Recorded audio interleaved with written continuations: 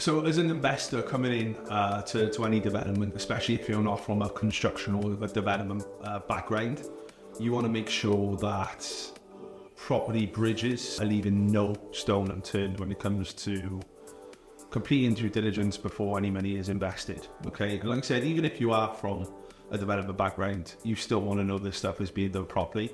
So there's generally 3 stages that we'll go through before committing to any development. Now, everything starts with a desktop assessment. Okay, so a review of planning conditions, a review of drawings, looking at design. Is it economical? Is it viable?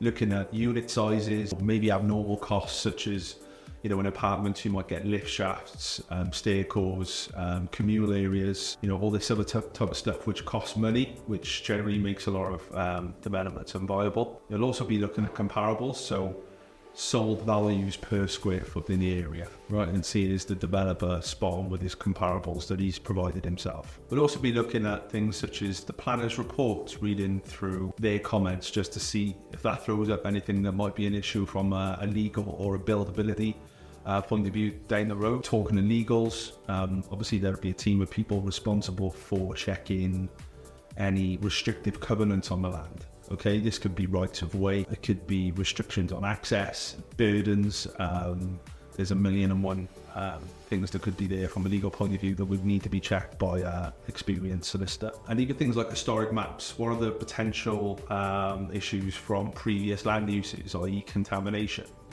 Okay, so this is all stuff that can be done from a computer, but like I said, it takes a while to do, but it needs to be done by somebody who's relatively experienced and has the expertise to obviously complete the due diligence. If things go past the initial desktop stage and they're still not viable, then we'll get into on-site reviews. Okay, so obviously we'll walk the course, we'll look at the boundaries, do they align with what's on the maps? Is there sufficient access for buildability down the line? And then crucially, ground conditions. We'll get a site investigation survey done, just see what the soil type is, as this obviously impacts upon foundation types. So once you've done your desktop due diligence, you've walked the course with a professional.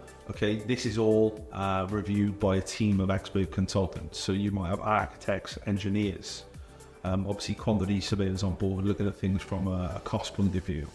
They'd be able to speak with developers who have been there and done that with a track record on similar schemes. And this would give us a good picture of where the build costs need to be from a base point of view, looking at that normal costs and then any contingency that needs to be required. And only then, once all of this has been thrown into the pot, will a decision be made on whether the development is viable or not.